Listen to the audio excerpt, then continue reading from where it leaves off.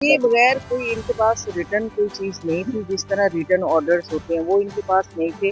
अब यहाँ पे काफ़ी सारी फैमिलीज़ हैं, काफ़ी सारी स्टाफ नर्सेज़ हैं, पैरामेडिकल्स हैं जिनकी रेज़िडेंट्स हैं।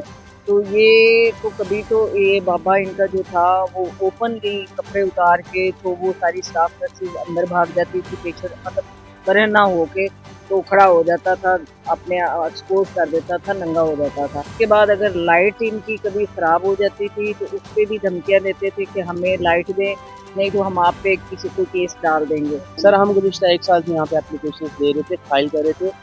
दरअक्स जो भी इन लोगों के पास जाता था ये इसको ब्लेम करते थे और कहते थे हम आप पे पर्चे दे देंगे, हम 15 पे फेक कॉल्स करनी इन्होंने और ऐसे कहना कि आप हमारे साथ ज्यादती कर रहे हैं। रायवेंट सिविल अस्पताल के डॉक्टर महताब की दरख्वास्त पर असिस्टेंट कमिश्नर जैनब और एएसपी शाहरुख खान की हिदायत पर सरकारी अस्पताल में कब्जा माफिया के हाथों सरकारी इमारत को वागुजार करवा लिया गया। जी क्या मसला था ये जो आपने यहाँ से जो आए लोग ये सरकारी बिल्डिंग पे इन्होंने कब्जा किया हुआ था तो क्यों इन्होंने ये कब्जा किया? बगैर कोई इनके पास रिटर्न कोई चीज़ नहीं थी, जिस तरह रिटर्न ऑर्डर्स होते हैं वो इनके पास नहीं थे। अब यहाँ पे काफ़ी सारी फैमिलीज़ हैं, काफ़ी सारी स्टाफ नर्सेज़ हैं, पैरामेडिकल्स हैं जिनकी रेज़िडेंट्स हैं। तो ये तो कभी तो ये बाबा इनका जो था वो ओपनली कपड़े उतार के तो वो सारी स्टाफ नर्सेज़ अंदर भाग जाती थी, पेशेंट मतलब परेशान ना होके तो खड़ा हो जाता था, अपने एक्सपोज़ कर देता था, नंगा हो जाता था। उसके बाद अगर लाइट इनकी कभी ख़राब हो जाती थी तो उसपे भी धमकियाँ देते थे कि हमें लाइट दें, नहीं तो हम आप पे किसी को केस डाल देंगे। फिर इनके घर में जैसे ये चर्च, कुकीज़ ये वाली चीज़ें भी आम होती थी और मतलब लोगों का गैर लोगों का आना-जाना होता था। कहते थे कि अगर आप हमें यहाँ से निकालेंगे तो हम आप पे मतलब कोई रेप अटेम्प्ट जिस तरह के अब इन्होंने डॉक्टर साहब पे किया है। तो अभी 3-4 दिन पहले भी ऐसे ही हुआ है कि डॉक्टर साहब ऑन ड्यूटी थे, ये घर में कोई नहीं थे, इनकी बच्ची जो थी उसने कोई नशा किया हुआ था, साथ कोई लड़का लेके आई। अब इनके घर में और कोई बंदा नहीं था। अब डॉक्टर साहब ने गार्ड ने पकड़ा जिस भी हालत में तो उन्होंने डॉक्टर साहब पे ये मतलब इल्ज़ाम लगा दिया कि इन्होंने रेप किया। अब बाकी भी चीज़ें होती हैं कि रेप अगर करता है तो उसमें आपका डीएनए मैच कर जाता है, ये इन चीज़ों का इनको पता नहीं है। अच्छा लेकिन मैडम ये 2-3 साल से यहाँ पर तकरीबन बैठे हैं तो ये किसके बिहाफ पे यहाँ बैठे हैं कि ये सरकारी ये बिल्डिंग है, जी, जी, सरकारी जी। अमला क्यों नहीं ये महकमा क्यों नहीं ये एक्शन लिया? समझ हमें भी नहीं आ रही क्योंकि जैसे अब मैं अब गवर्नमेंट गज़टेड ऑफिसर हूँ, तो मैं यहाँ पे अगर रिक्वेस्ट करूँगी तो मुझे सालों लग जाएँगे गवर्नमेंट की जो रेज़िडेंस है, उसको हासिल करने के लिए। ये इनका कहना ये है कि ये कहीं माँग रहे थे, ये कोई साबका सीएम थे, उनकी गाड़ी के आगे आए हैं मिन्नतें की हम लावारिस हैं, हमारे पास जवान बेटियाँ हैं, हमारे पास कोई रहने को जगह नहीं। उन्होंने ये कह दिया किसी बंदे को या सरकारी ऑफिसर को कि इनकी रिहाइश का बंदोबस्त कर दो। आपको पता है हमारा मुल्क है जब कोई भी प्राइम मिनिस्टर, सीएम किसी को वर्बली भी कह देता है तो फिर सबकी दौड़ें लग जाती है।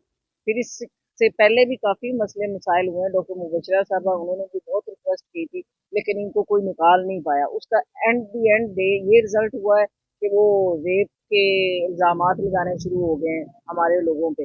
अगर आज ये नहीं निकाले जाते तो फिर हमारे अमले का कोई बंदा नहीं बचेगा इनके शर से, क्योंकि ये तो सरेआम सारा कुछ करते रहेंगे। तो इसके लिए हमारे सीनियर जो हमारे आला अफसरान बैठे हुए हैं उनको भी सोचना चाहिए कि ऐसे लोगों को आप किसी सरकारी जगह पे जहाँ पे फैमिलीज हैं, जहाँ पे बच्चे हैं, वहाँ पे ऐसे डिसीजन नहीं देने चाहिए या ऐसे ऑर्डर नहीं देने चाहिए कि ये लोग इस तरह के लोग ऐसी रिहायशों के अंदर घुस जाए। ऑपरेशन के हवाले से जो ये लोग हैं तो निकालने का आज मैं बड़ा मशहूर हूँ। सबसे पहले तो हमारे जो हमारी एसपी साहिबा हैं डॉक्टर ज़ैनब उनका बहुत थैंकफुल हूँ।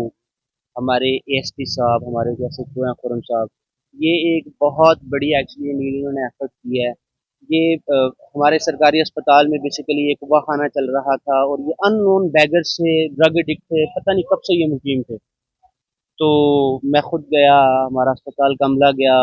इनका मामूल था कि ये कपड़े उतार के यहाँ पे घूमता था, जिसकी वीडियोज़ मुतअद्दिद बार जो है वो हमने सबको सुनाई। तो ये एक बड़ी परेशानी का आलम था, सरकारी बिल्डिंग में इनकी गैर ज़रूरी तौर के ऊपर जो है वो उन्होंने कब्ज़ा किया हुआ था। तो अल्हम्दुलिल्लाह अल्लाह का बड़ा शुक्र है। मैं रायबंद की तमाम इंतज़ामिया, एसी साहब अल्हम्दुलिल्लाह एएसपी साहब और ये सारे लोग एसएचओ साहब जिन लोगों ने बेशक बेलौस मदद की है, और इस बिल्डिंग को उन्होंने एवैक्यूएट कराया। आज अल्हम्दुलिल्लाह नायब तहसीलदार साहब, गरदौर, पटवारी, ये सब लोग एक मिल के कंबाइंड एफर्ट के साथ आए हैं। अच्छा डॉक्टर और साहब, आज से पहले क्यों नहीं ये क्या बताया सर गया, हम क्यों गुज़िश्ता ये 1 साल से दो यहाँ तीन पे साल से ये बैठे हुए लोग क्यों सर नहीं? हम गुज़िश्ता 1 साल से यहाँ पे एप्लीकेशंस दे रहे थे, फाइल कर रहे थे। दरअक्स जो भी लोगों के पास जाता था ये इसको ब्लेम करते थे और कहते थे हम आप पे पर्चे दे देंगे, हम 15 पे फेक कॉल्स करनी इन्होंने और ऐसे कहना कि आप हमारे साथ ज्यादती कर रहे हैं।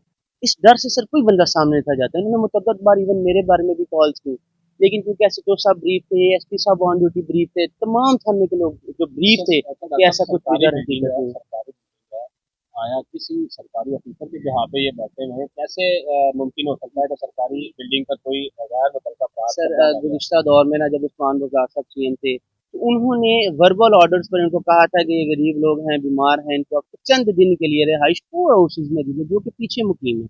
लेकिन इनको जो उस वक्त की जो इंतज़ामिया थी वो हमारे इन अस्पतालों में छोड़ गई। और सर ये एक कनाल की कोठी है जो सरकारी, हम खुद सरकारी मुलाजमीन, आप मुझे देखें सर मेरे पास इधर रिहाइश नहीं, ठीक है, और सर ये लोग जो हैं वो यहाँ पे रिहाइश पजीर हैं।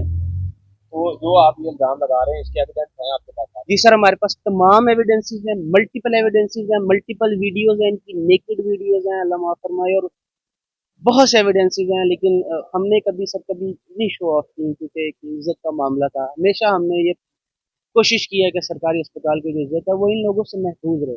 लेकिन सर इस तरीके से सरकारी अस्पताल में कपड़े उतार कर नंगा घूमना और स्टाफ नर्सेज और लेडीज को धमकाना, डराना और उनके कमरों में बरखना हालत में जाना, ये कभी भी टॉलरेट नहीं था। और इसके लिए मैं सबसे ज़्यादा मशहूर अब हमारे जो डीएम साहब हैं, डिस्ट्रिक्ट मैनेजर शाहिद नज़ीम साहब, उनका भी उन्होंने बहुत एफर्ट्स की और हमारे साथ वो बहुत दफ़ा सीओ साहिबान का बड़ा शुक्रगुजार हूँ, बहुत दफ़ा उन्होंने हमारे लिए एफर्ट्स किए और अल्हम्दुलिल्लाह आज इन सब की मदद से ये कंबाइंड एफर्ट है, अल्हम्दुलिल्लाह अल्लाह हमें ब्लेस किया। Thank you. Crime and civil अस्पताल के डॉक्टर माताब की दरख्वास्त पर असिस्टेंट कमिश्नर जैनब और एएसपी शाहरुख खान की हिदायत पर सरकारी अस्पताल में कब्जा माफिया के हाथों सरकारी इमारत को वागुजार करवा लिया गया। डॉक्टर माताब की दरख्वास्त पर असिस्टेंट कमिश्नर रेमंड जैनब और एएसपी शाहरुख खान की हिदायत पर अरसा दराज से सरकारी इमारत में जिस्म फरोशी करने वालों के खिलाफ कार्रवाई की गई। डॉक्टर्स का कहना था कि कब्जा माफिया अरसा दराज से इस सरकारी इमारत में अपनी बेटी से जिस्म फरोशी करवाते और यहाँ पर मंशियात फ़रोख्त करते हैं।